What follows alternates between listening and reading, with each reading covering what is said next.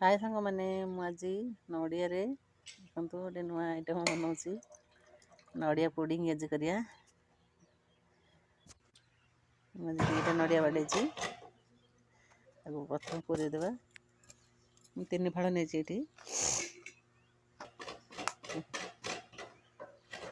नड़िया गुड़ा एमती पूरेदेवा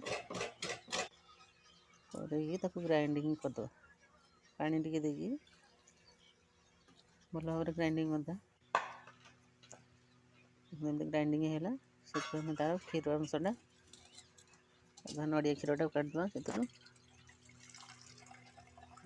चिपुड़ देवा आप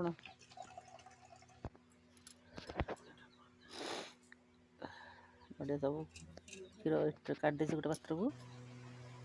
आम अधा टे गोटे 2 चामच क्षीर गोटे जगह काटिदेवा और कड़े बाकी क्षीर देदेवा चीनी देदेवा ये 2 चामच कॉर्नफ्लोर गोलेदेवा गोले देकी से फुटुवा क्षीर देदेवा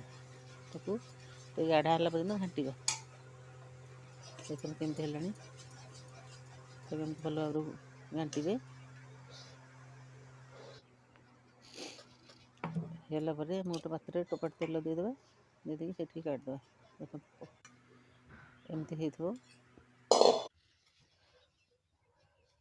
सब देखो आम 3-4 घंटा फ्रिज रखीदे सेट होमती हो जाए नड़िया पुडिंग